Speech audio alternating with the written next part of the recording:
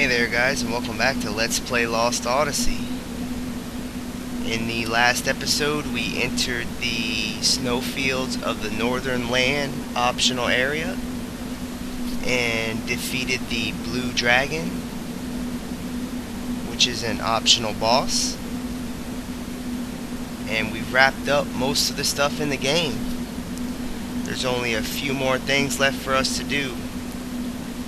So this episode we are going to be attempting to dive into the final optional area of the game, and for some the most dreadful area of the game, and that would be the Temple of Enlightenment. So this is the only place we haven't covered, and it is by far the hardest place. So we're going to go there now. Go ahead and roll over to Mac and choose Depart.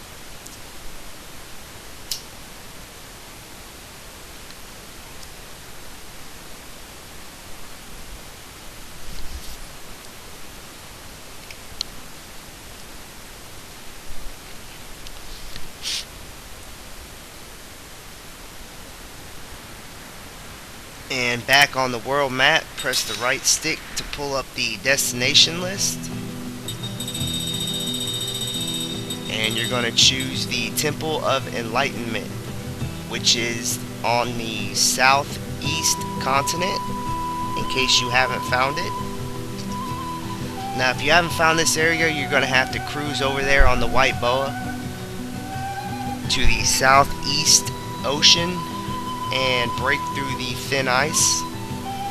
Once you have broken through the thin ice, you can submerge on the Nautilus and take the underwater tunnel to find the Temple of Enlightenment.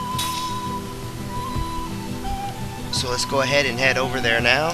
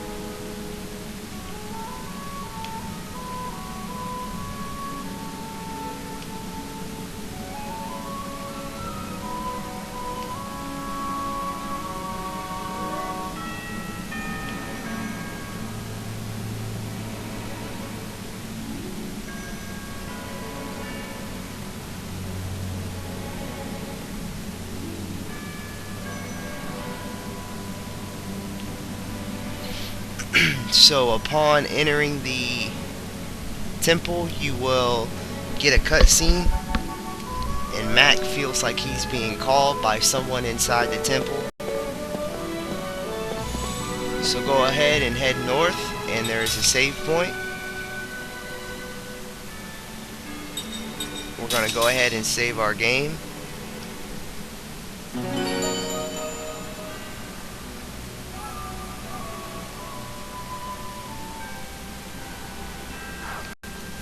Now before we head into this place, there's a bunch of stuff I need to tell you guys. Number one is there is an item that you don't really need to have. It's optional, but if you want to complete the side quest, you're gonna need it. And that item, it's a key item. It's called the Enchanters Mask. Now we got this item from the city of Salmon.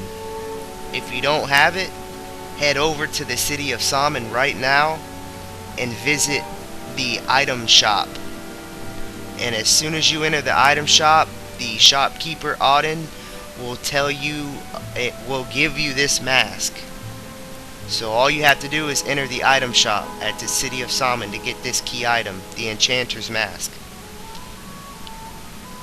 So if you don't have it, I highly suggest to head over there. It takes 2 minutes, and grab it, because that will save you a whole nother trip back to the deepest part of these ruins.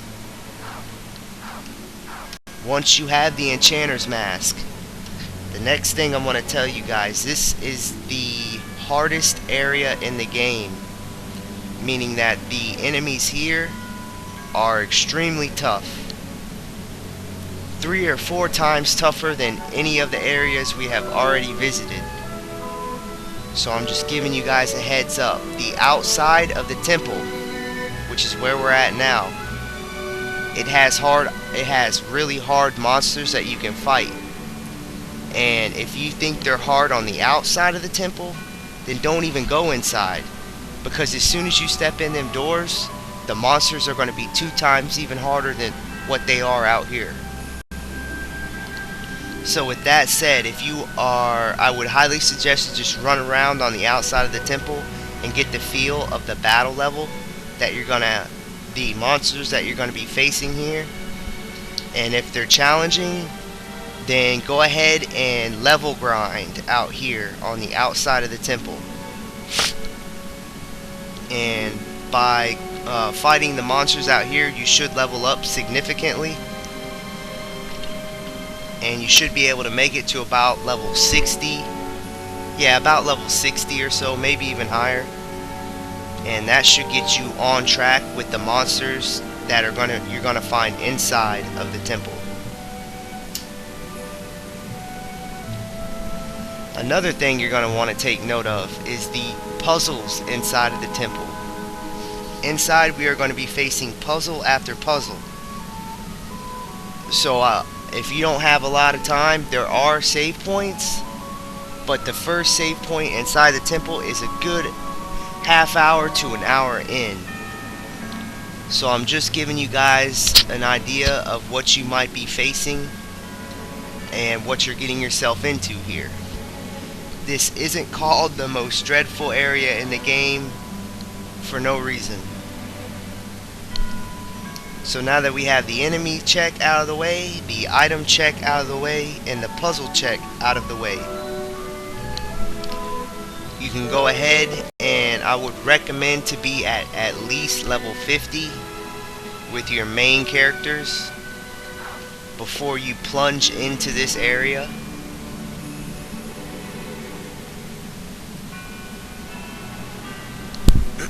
And now we can get moving. So first off, go ahead and step on the first platform you come to.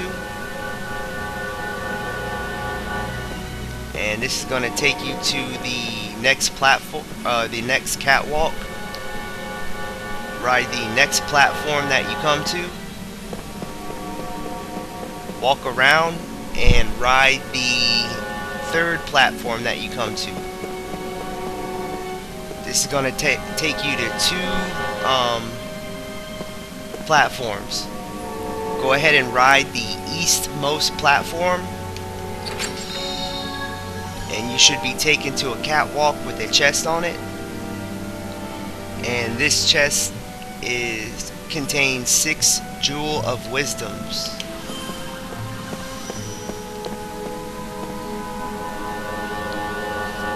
After you got that, go ahead and ride back across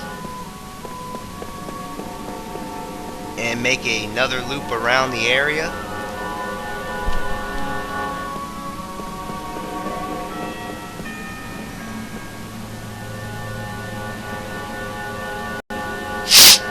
Ride these same platforms as you did before to get back onto the catwalk that has multiple platforms, except this time take the other sliding platform. This will take you to another catwalk with a chest on it, And this one contains a slot seed.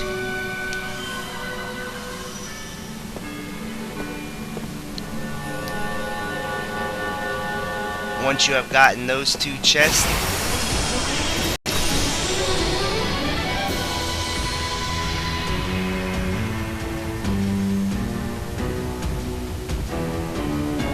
no one gets in my way.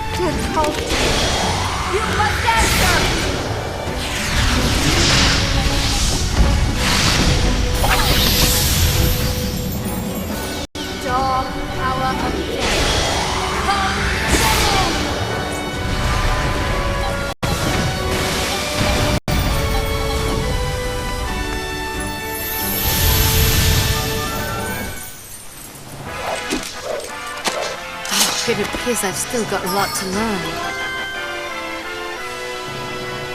so as you can see, you are going to level up significantly here.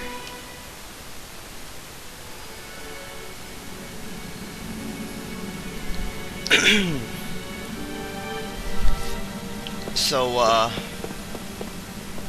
with the first 2 chests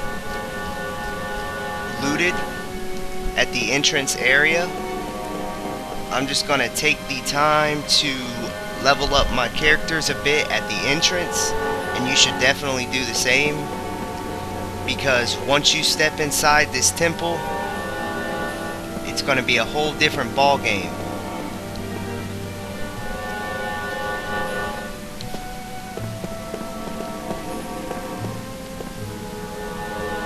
So I'm just gonna quickly level up my characters, and I'm going to see about what level we can max out without it taking forever to level up. And another thing, I'm going to go ahead and give you guys a quick little bit of skills that you can have equipped to your character so that you can make this a little bit easier than what it is. First of all, with Kime, you're going to want level 8 black-white magic, level 8 spirit magic, HP max up 4, 3 accessories, ultimate analysis, slot plus 3, attack boost 1, combo, lucky 0 magic damage, persistence, nullify all elements, slot plus 5, absorb attack, auto MP recovery, HP max up 3, special accessory, royal equipment, slot plus 10, absorb magic, reduce casting time 2, attack boost 2, HP max up 2, MP max up 4, double experience, magic defense boost 2, auto barrier, auto shield, defense boost 2, and ailment resistance. For Seth, we're gonna want to have these skills equipped. Go ahead and start off with level 8 black white magic, level 8 spirit magic, attack boost 1, 3 accessories, HP max up 4, slot plus 3, turn tail, combo, absorb magic, absorb attack, nullify all elements, slot plus 5, defense boost 2, special accessory, HP max up 3, slot plus 10, royal equipment, which you can actually change out. Let's see here.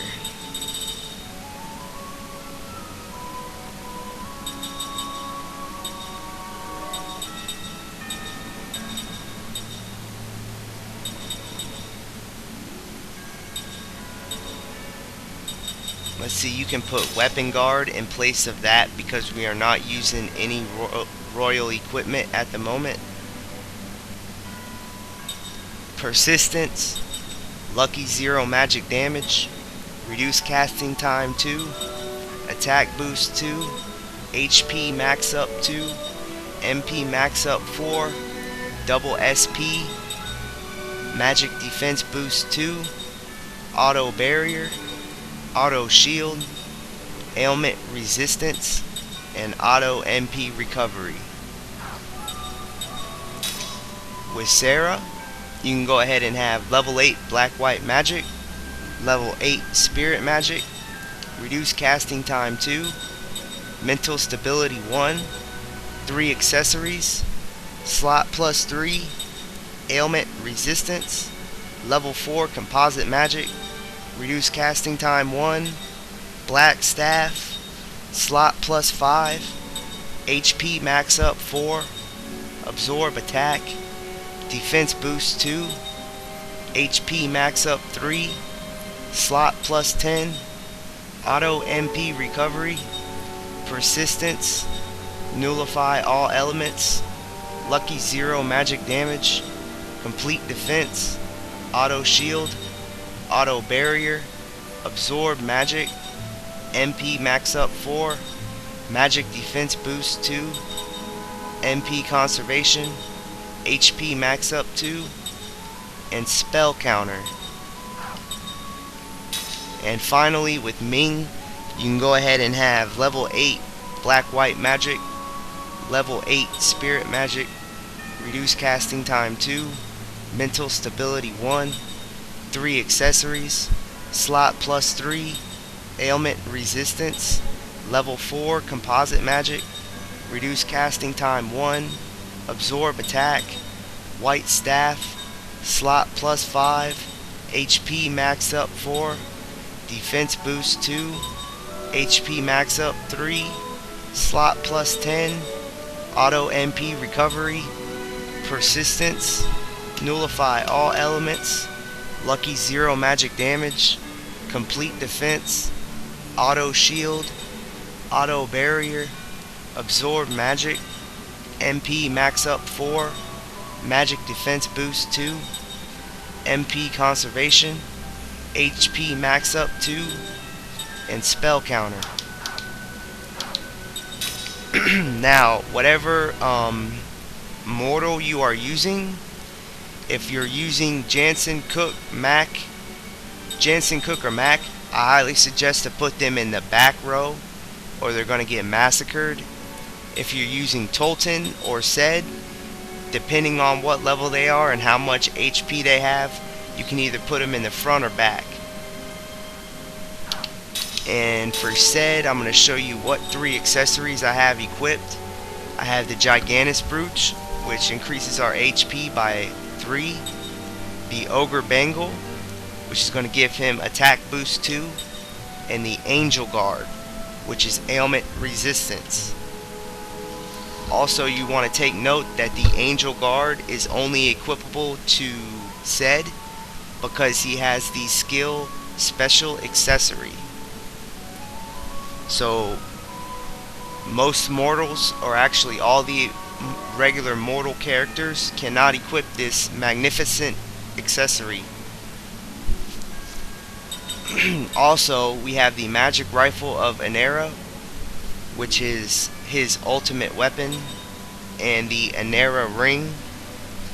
Now if you want, you can craft one of the amazing level 3 rings that add an element, such as either the meteorite ring, the atmosphere ring, or the ocean ring, because we already have the sun ring onto Seth. If you want, you can craft another greed ring, which is a very good ring as well, because it has damage up level 3, critical up level 3, and HP absorb level 3. So if you want, you can craft another one of those, but for right now I'm just rocking the HP absorb 3. And I'm actually thinking about putting that king ring onto yeah, I'm gonna go ahead and put the king ring onto said, just for this area, and I'll switch around and alternate depending on what situation I'm in. But the gravity ring has the rare item robber level 3, so if you're looking to steal some rare items for ring components, if you're running low on ring components and you can't craft any more level 3 rings, you go ahead and equip that gravity ring. That'll let you steal some rare ring components as well as rare items.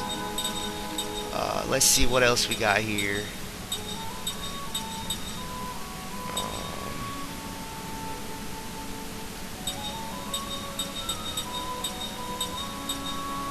That's pretty much all I would roll with. Either the Aneria ring, gravity ring, or king ring, depending on what situation.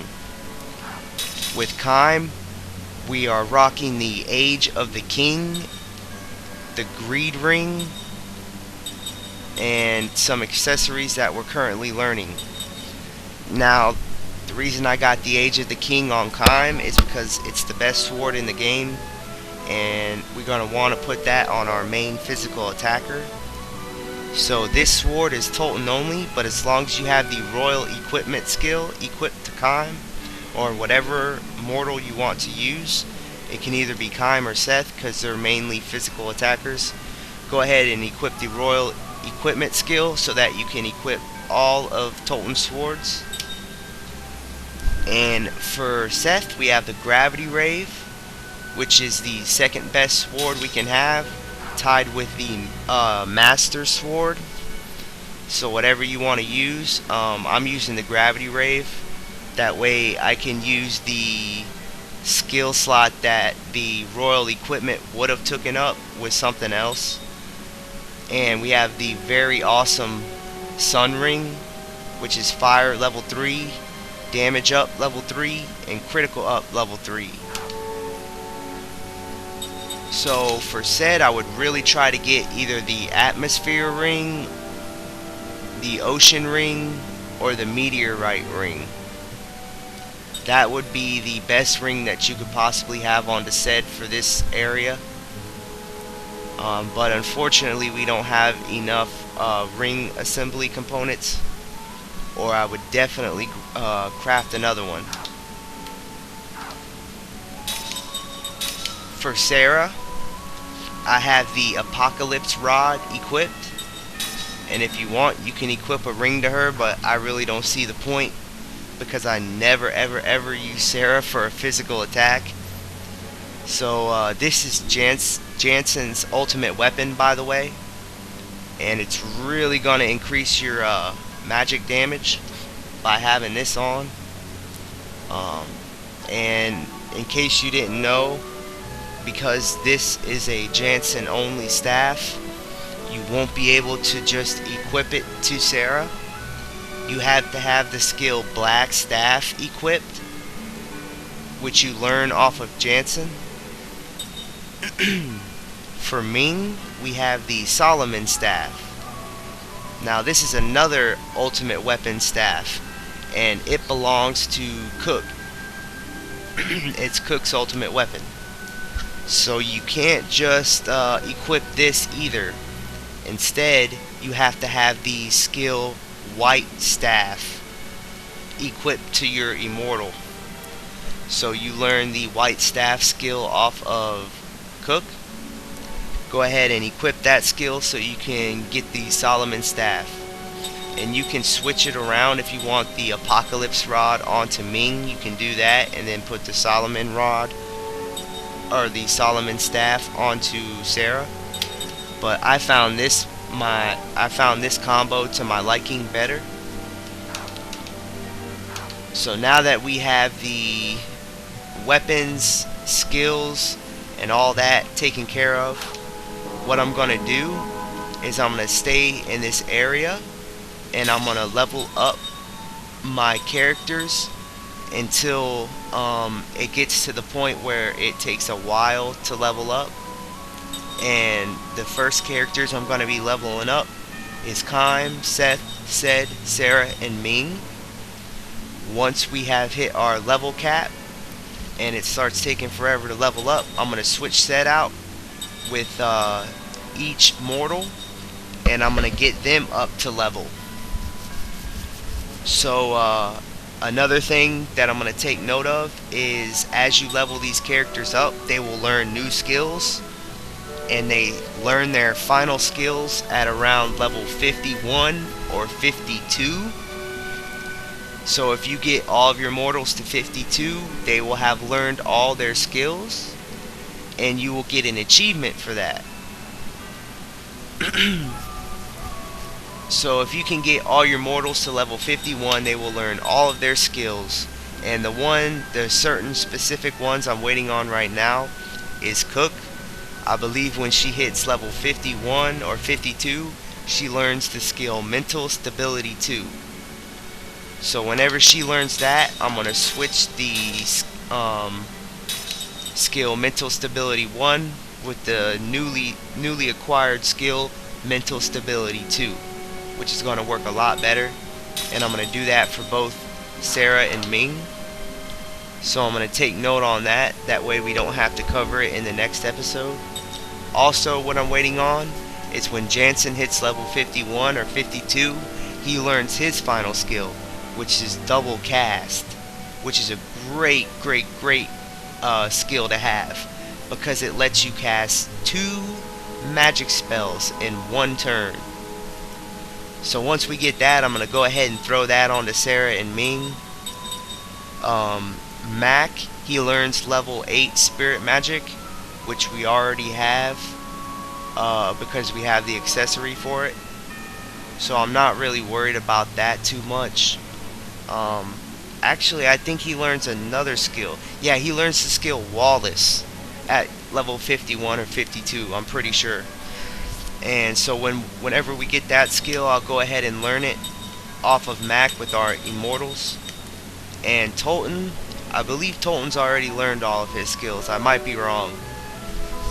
If I'm wrong, I'll go ahead and correct it on the next episode.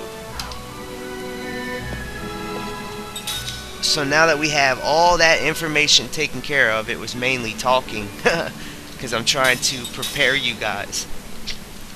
Most people, they get to this part of the game and they just simply don't do it because it's too hard.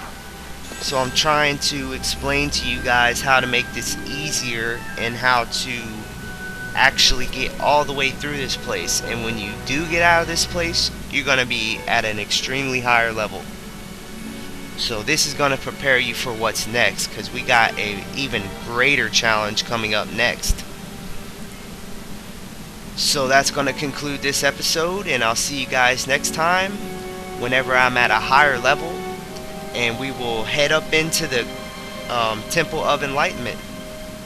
See you guys next time on the next episode of Let's Play Lost Odyssey.